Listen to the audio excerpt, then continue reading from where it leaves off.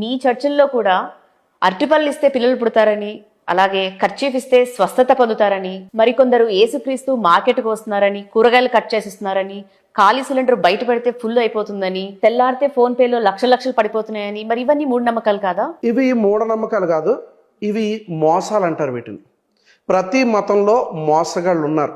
ఇది తీసుకుని వెళ్తే ఏదో జరుగుతుంది అనేటువంటి ఈ యొక్క మాటలు ఏవైతే ఉన్నాయో ఇవన్నీ కూడా ఖచ్చితంగా మోసాలే. అయితే ఈ మధ్యన వెరీ రీసెంట్గా కొంతమంది క్రైస్తవులు కాని వారు కొంతమంది చర్చెస్లోకి ఎంటర్ అయ్యి కావాలనే ట్రోలింగ్ వీడియోస్ కోసం కొంతమంది సాక్ష్యాలు చెప్తున్నారు అనేది కూడా ఈ మధ్యన ఒక వ్యక్తి నాతో చెప్పడం నేను విన్నాను. ఒకవేళ ఇది నిజమైతే కొంతమంది చర్చెస్లోకి వెళ్ళి వారు సాక్ష్యం చెప్తామనే పేరుతో నాకు పలానా వాడు కర్చీఫ్ ఇస్తే స్వస్థత అయింది, నాకు గ్యాస్ సిలిండర్ పెడితే గ్యాస్ సిలిండర్ నిండిపోయింది, ఏటీఎం కార్డులో ఏటీఎం పెడితే నాకు డబ్బులు వచ్చినాయి, ఇలాంటి ఫేక్ సాక్ష్యాలు కొంతమంది చెప్తా ఉన్నారు. వీరి గురించి నేను క్రొత్తగా చెప్పక్కర్లే, చాలామంది వీరి గురించి వీడియో చేశారు. వినండి, దేవుని యొక్క నామము అవమానపరచబడుతుందంటే ఇటువంటి వారి వల్లనే.